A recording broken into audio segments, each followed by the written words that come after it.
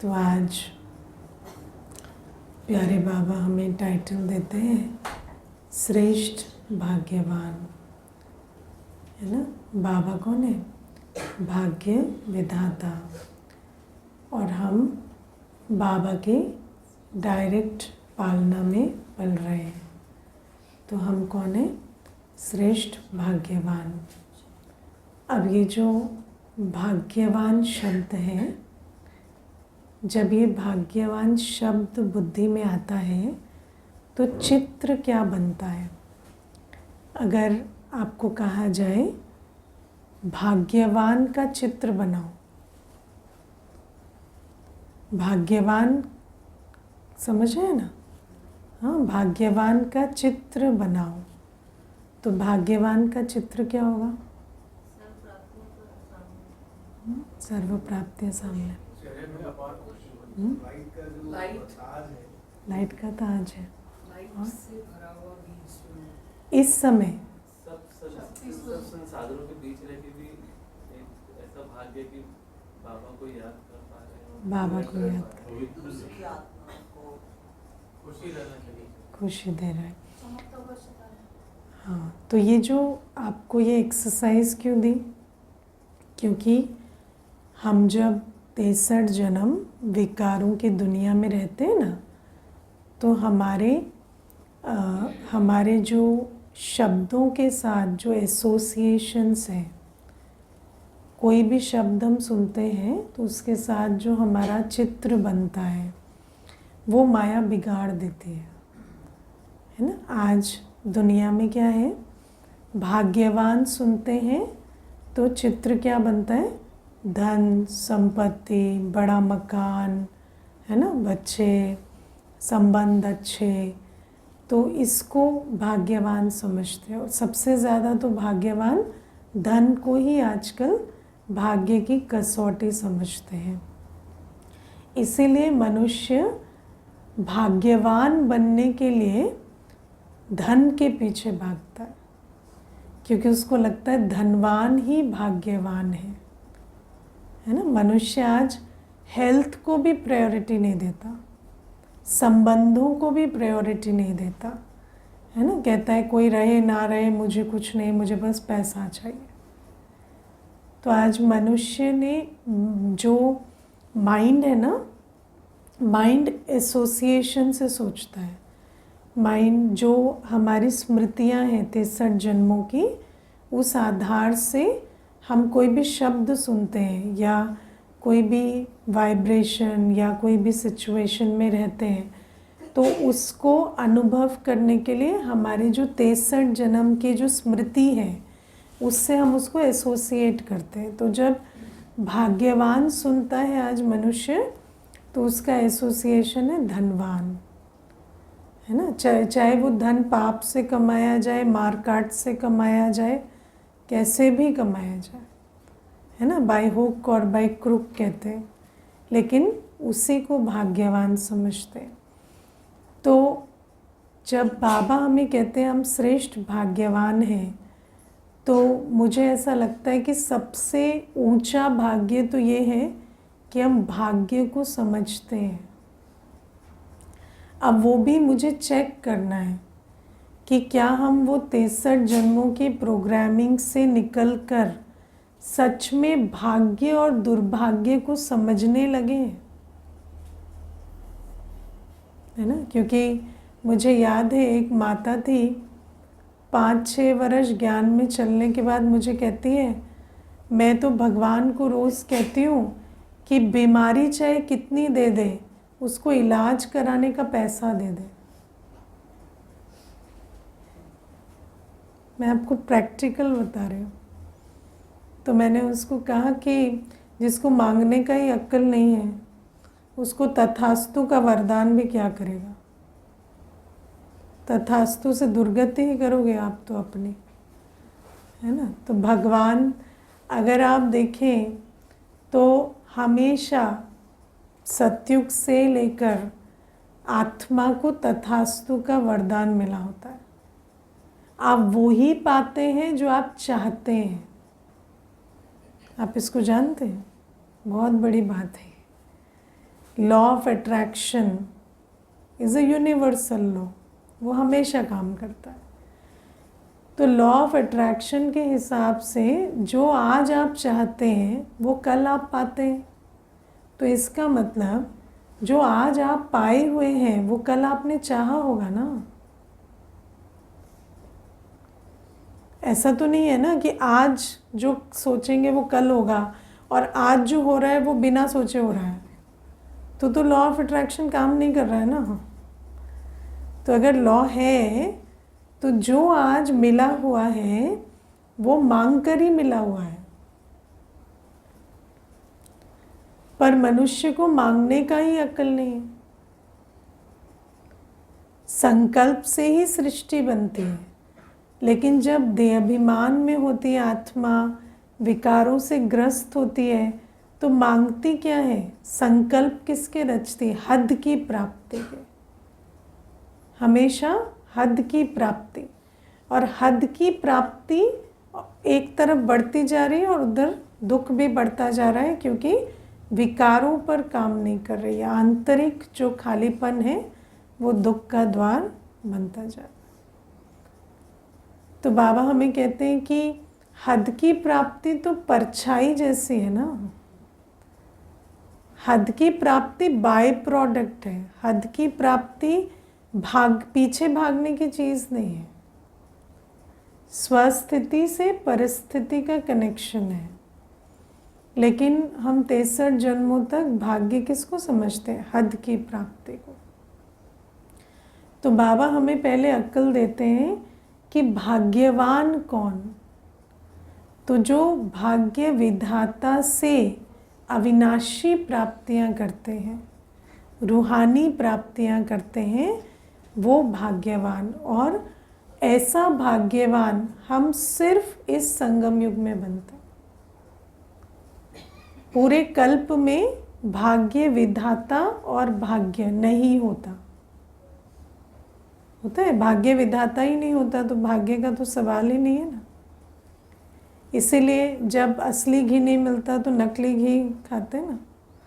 तो जब भाग्य विधाता है ही नहीं, भाग्य है ही नहीं, तो उसी हद की चीज़ को भाग्य समझकर उसके साथ चलते हैं, उसी में फिर अहम रखते हैं, उसी में फिर इतना नशा रखते हैं। लेकिन जब असली चीज़ मिल जाती है तो भी संस्कार ऐसा होता है कि पुरानी जो पक्की हुई चीज़ है, जो है ना संस्कार बन गया है, उसको फिर छोड़ना पड़े, रिवाइज करना पड़े। तो ज्ञान प्रकाश हमें मिलता है कि भाग्य क्या है। तो बाबा हमें कहते हैं भाग्य विधाता तुम्हारा हो गया, ये सबसे बड़ा भाग्य है। और संगम युग में शिव बाबा बाप, टीचर, सतगुरु के रूप में हमारे साथ संबंध में है, ये हमारा भाग्य है। अब इसका अर्थ समझना पड़े, है ना। बाप, मेरा बाप परम पिता है ना, शिव बाबा मेरा बाप है। मैं बालक सो मालिक हूँ, सर्व खजानों की मालिक हूँ। बाबा कौन है? सर्व खजानों का सागर है और मैं सर्व खजानों की मालिक हूँ, राइट। अब वो सर्व खजाने क्या है? ज्ञान गुण शक्ति का खजाना। अब गुणों में भी लो, है ना, एक एक गुण को लेते हैं। शांति, प्यार, खुशी, है ना, सुख, आनंद, शक्ति, पवित्रता। तो ये जो गुण हैं, इन गुणों के हम बालक सो मालिक बन गए। आज मुझ आत्मा को अंदर अपने चेक करो, क्या मेरे अंदर पवित्रता, शांति, प्रेम, सुख, आनंद, शक्ति का खजाना भरपूर हुआ है? हुआ है ना। तो बाबा कहते भाग्य तो मिला, लेकिन भाग्य का नशा क्यों नहीं चढ़ता? क्योंकि भाग्य को लिया नंबरवार। सर्व खजानों का मालिक, उसके हम बालक बन गए। बाबा मुझे रोज़ मीठे बच्चे कह रहा है तो मैं बालक हूँ ना। लेकिन बालक की जो क्वालिटी है, बालक की क्वालिटी क्या होती है? आज्ञाकारी। कर्मों में आज्ञाकारी और याद में एक रस। बच्चे अच्छा बालक कैसे बनेंगे, खजानों का मालिक कैसे बनेंगे? जब कर्मों में आज्ञाकारी होकर चलेंगे और एक पिता की याद में रहेंगे। बच्चा बाप की याद में रहता है, बच्चे का ध्यान हमेशा कहाँ रहता है? माता पिता पर। और एक तो बच्चे का ध्यान, मैं बालक हूँ तो मेरा ध्यान बाबा पर रहे, और दूसरा मैं आज्ञाकारी होकर चलूँ।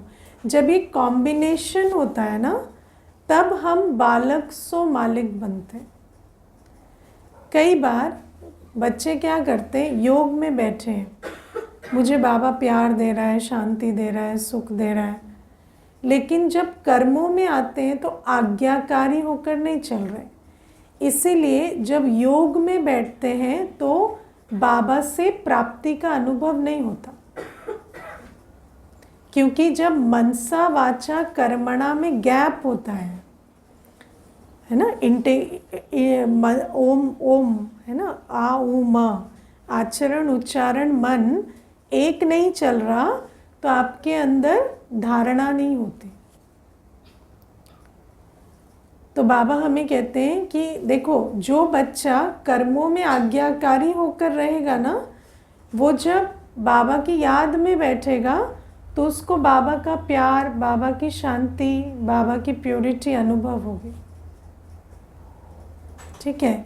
अब इसमें हमें ये भी समझना होता है, हमारा जो 63 जन्मों में जो बिगाड़ होता है ना, मत भ्रष्ट होती है, तो उस मत भ्रष्ट में पवित्रता, शांति, प्रेम, सुख, आनंद, शक्ति के बारे में भी हमारा एसोसिएशन चेंज हो जाता है। जिस तरह से हम उसे समझते हैं वो चेंज हो जाता है। अब हमें लगता है शांति कब मिलेगी, जब सब चुप बैठ जाएंगे, है ना। पर शांति क्या है? शांति एक प्रकंपन है। शांति इज अ वाइब्रेशन। ठीक है।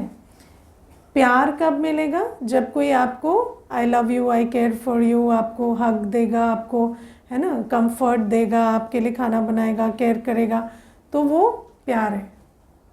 या फिर आपको शॉपिंग ले जाएगा, फिल्में दिखाएगा, जो भी जो आइडिया है व्यक्ति का, है ना, तो उसको प्यार कहते हैं। लेकिन बाबा कहते प्यार क्या है? प्यार इज अ वाइब्रेशन। प्यार वो नहीं है जो हम समझते हैं, है ना। कल एक बहन आई थी तो उसने मुझे पूछा व्हाट इज़ लव, तो मैंने कहा love is an energy that heals and restores, है ना, हील्स एंड रेस्टोर्स, तो नर्चर्स। तो मुझे कहते क्या, ये तो ना कभी हमने किसी बुक में पढ़ा, ना कभी कुछ सुना, ना कभी किसी के मुंह से सुना, ये तो बहुत नई चीज़ है। तो हमने कभी नहीं सुना कि लव एक एनर्जी है, या प्योरिटी एक एनर्जी है, या शांति एक एनर्जी या वाइब्रेशन है।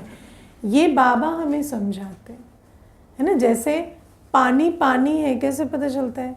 जो छूता है तो ठंडक लगती है, समझे, है ना। दुनिया में हर चीज़ का प्रूफ क्या है? एक्सपीरियंस, ना। कोई चीज़ पानी जैसी दिखती है पर जलती है, जब स्किन पे लगती है आप कहेंगे पानी है, क्योंकि पानी का एहसास आपको बताता है पानी। आग का एहसास बताता है आग है। ऐसे प्योरिटी, शांति, प्रेम, सुख, आनंद, शक्ति, ये क्या है? ये एक वाइब्रेशन है, एक एहसास है। और सबसे बड़ा प्रूफ क्या है? शांति शांति है, प्यार प्यार है, शक्ति शक्ति है। जब वो वाइब्रेशन आपको टच करती है तो वो आपको अपने जैसा बनाती है। शांति की वाइब्रेशन आपको शांत स्वरूप बनाएगी। प्यार की वाइब्रेशन आपको लवफुल बनाएगी।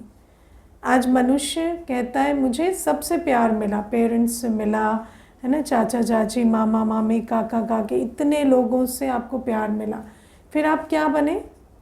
और प्यार के मंगता बने।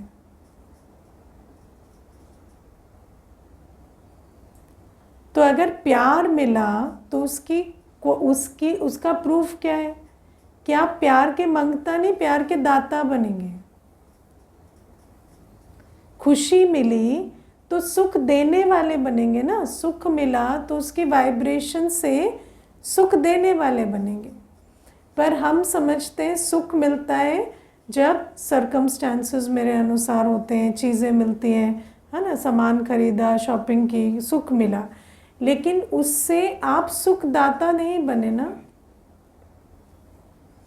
तो सुख नहीं मिला। तो बाबा हमें ये जो सारी समझ देते हैं ना, इस समझ को पहले समझना पड़ेगा कि हमें पवित्रता, शांति, प्यार, सुख, आनंद, शक्ति बाबा से मिलती है, क्योंकि बाबा से जब ये मिलता है तो हम इनका स्वरूप बनते हैं।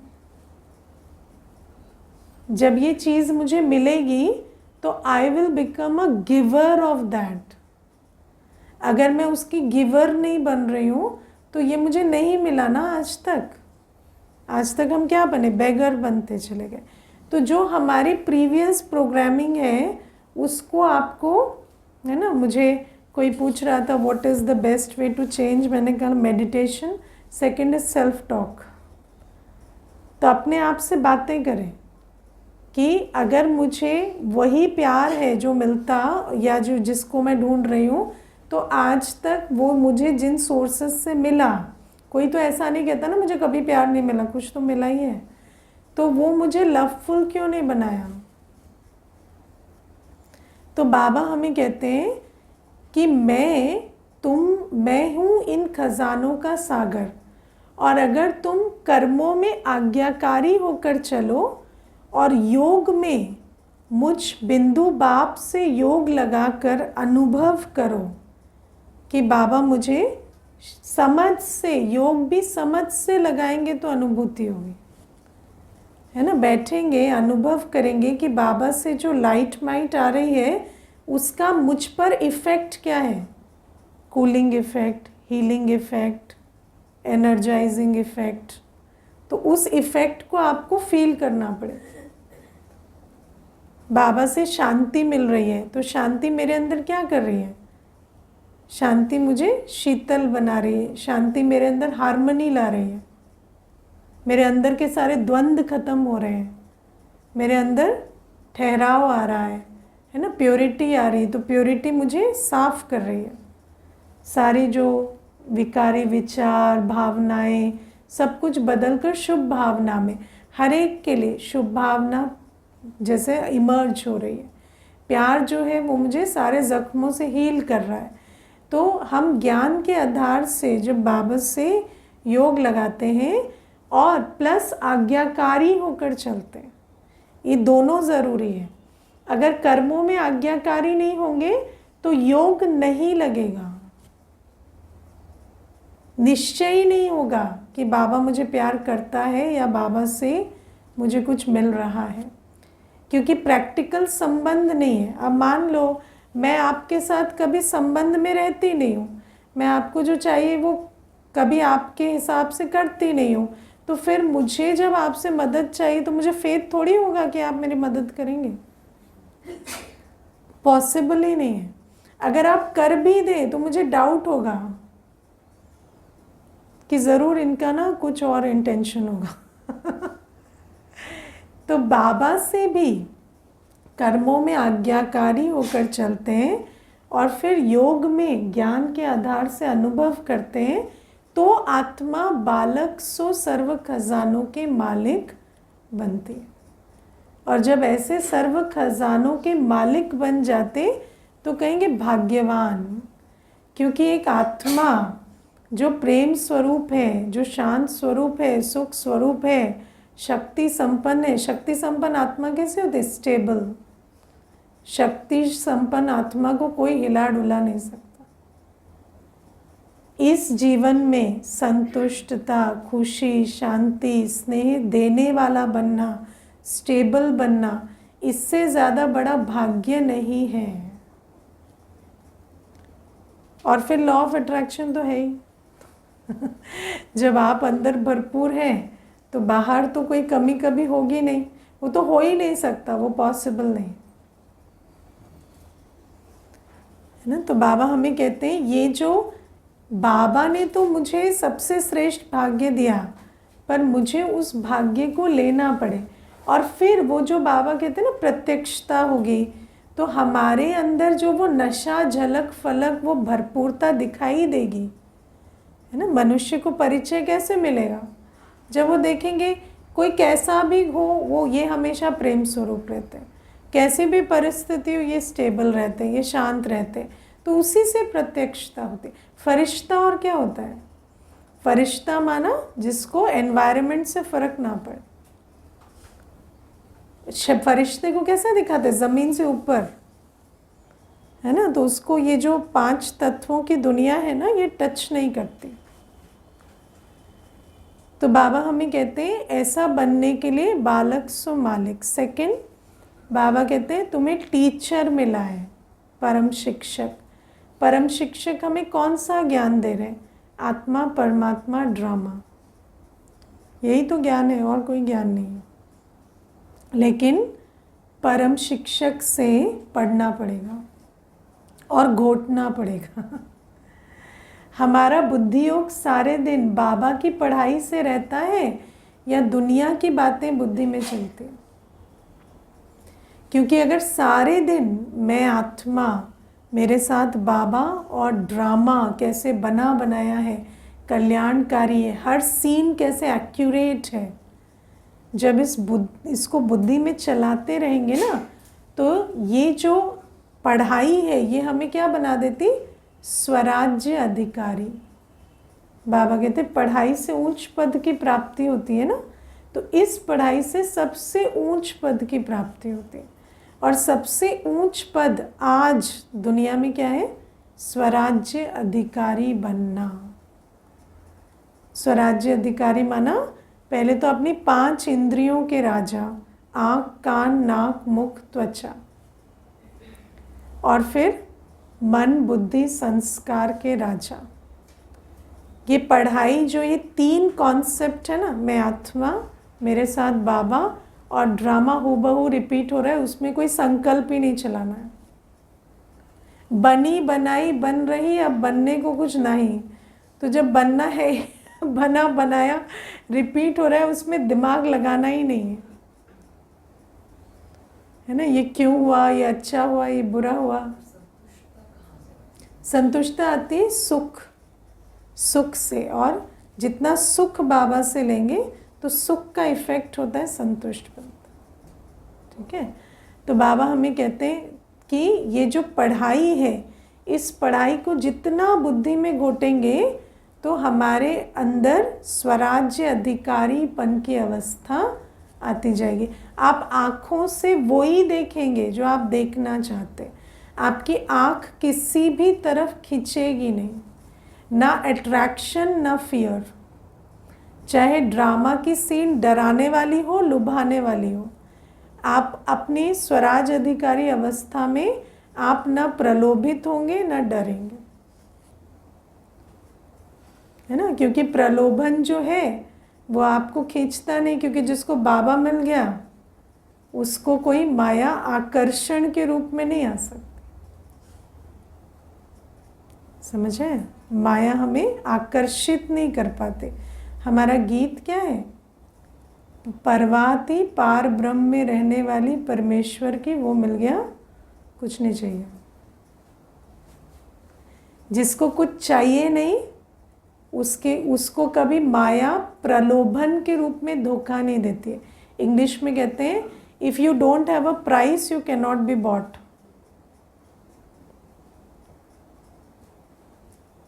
समझे? अगर आपके अंदर लालच है, कुछ इच्छाएं हैं, तो उस इच्छा के द्वार से माया आती है। अगर इच्छा ही नहीं है तो आपको एक्यूरेट टचिंग होगी कि अच्छा ये करना है, इतना करना है, इसके आगे झमेले में नहीं पड़ना। तो माया जो आकर्षण का जाल फेंकती है ना, लालच को, हर चीज़ को ट्रिगर करती है, विकारों को ट्रिगर करती है, उसमें नहीं जाएंगे।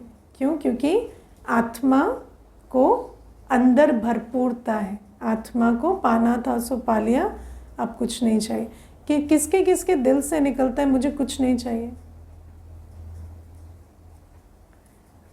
मुझे कुछ नहीं चाहिए, है ना? ये अंदर से आना चाहिए। मैं आपको बहुत छोटा सा एक एग्जाम्पल देती हूँ।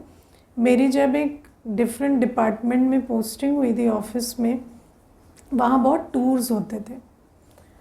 तो मुझे पहले दिन मेरे ऑफिसर ने पूछा, आप बहुत टूर्स होते हैं, आप उड़ीसा की है ना, आप जाना चाहेंगी टूर पे उड़ीसा? तो मैंने कहा मैं कुछ नहीं चाहती हूँ, आपको भेजना होगा आप भेज देना काम से, बाकी मुझे कुछ नहीं चाहिए। और उस एक डिसीशन की वजह से पूरे 5 साल मेरे उस डिपार्टमेंट में आराम से कटे। क्योंकि वो जो टूर पे जाने का चक्कर है, वो चक्कर बहुत सारे चक्कर को लेकर आता है ना। उसकी वजह से आपको चापलूसी भी करनी पड़ेगी, उसकी वजह से आपको, है ना, उसकी वजह से आपको बहुत सारी चीज़ें, जेलसी का भी सामना करना पड़ेगा, बहुत सारी चीज़ें होती हैं। तो if you don't have a price you can not be bought. तो इसीलिए बाबा हमें कहते हैं कि आत्मा को जब ये 3 चीज़ें अंदर बैठ जाती है ना, तो उसको माया लुभा नहीं सकती, माया डरा नहीं सकती। क्योंकि डरने का क्या है, जो होना है वो होना है ना। हम किसी चीज़ को अवॉइड करने की कोशिश नहीं करते। हम हर परिस्थिति में जो मुझे कर्म करना चाहिए वो मैं करूं, उसके आगे जो होना है वो होना है। I am ready to face it. ये नहीं है कि उस डर से मैं वो लाइन क्रॉस करूँगी जो मुझे करनी नहीं चाहिए। डर क्या करता है? डर आपको कहता है ये करेंगे ना तो बच जाएंगे, लेकिन बच तो कोई नहीं सकता ना, जो होना है सो होना ही है।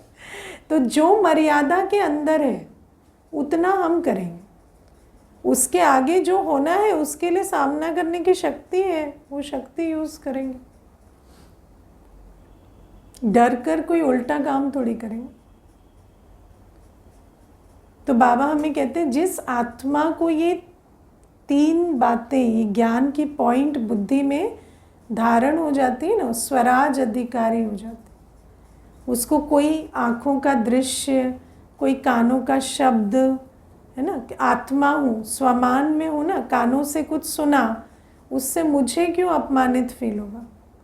आत्मा तो स्वमान में है ना। आत्मा का ज्ञान स्वमानधारी बनाता है।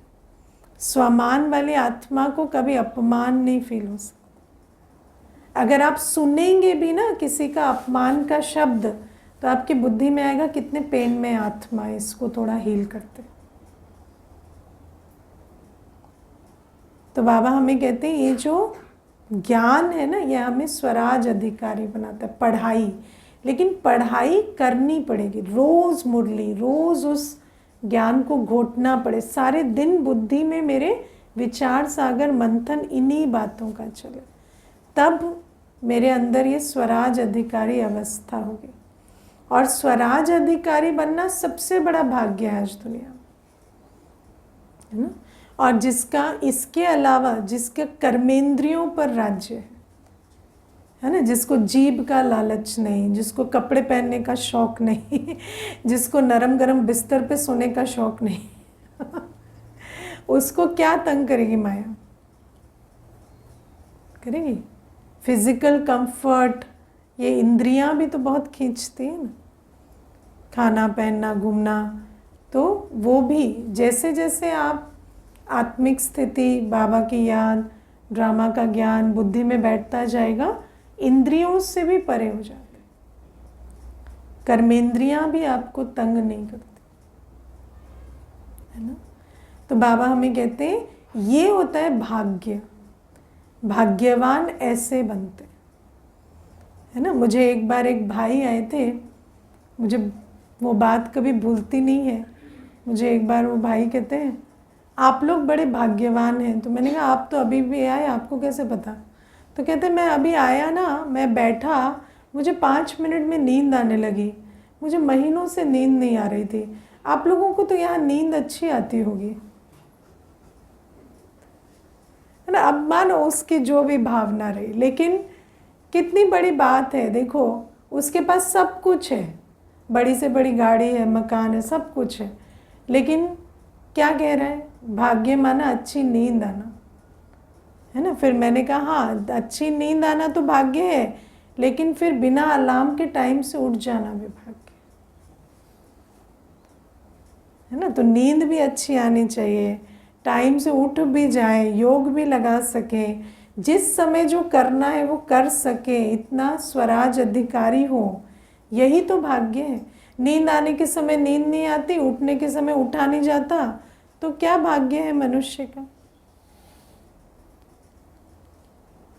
तो बाबा हमें कहते हैं ये भाग्य की निशानी। फिर आज बाबा हमें कहते हैं सबसे बड़ा भाग्य क्या? अभी हमें कल तो विश्व का राज्य मिलेगा, लेकिन आज हमें बाबा ने बेफिक्र बादशाह बना दिया, है ना। हमें हर बात कैसे लगती है? पपेट शो, है ना। आज मैं सोच रही थी पपेट शो तब तक पपेट शो है जब तक पपेट पे नाम नहीं लिखा हुआ है। मान लो आप एक पपेट शो देख रहे हैं, ठीक है। अब उसमें 4 गुड़ियाँ हैं, एक पे आपका नाम लिख दिए, एक पे युगल का नाम लिख दिए, एक पे बच्चे का नाम लिख दिए, एक पे माता पिता का नाम लिख दिए। फिर वो पपेट शो रहा।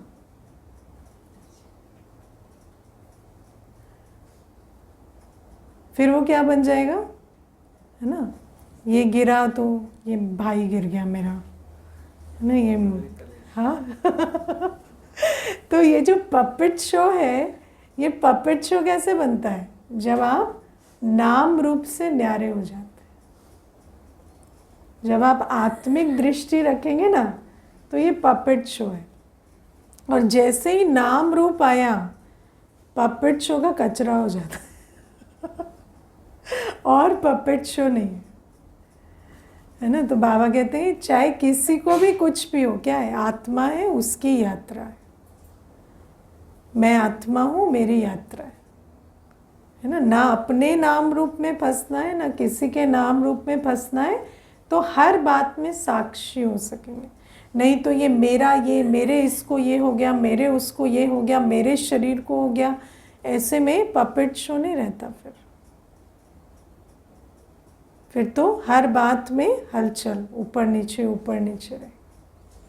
तो ये जो आत्मा का ज्ञान है ना, और ड्रामा का ज्ञान, ये पपेट शो को पपेट शो बनाता है ना।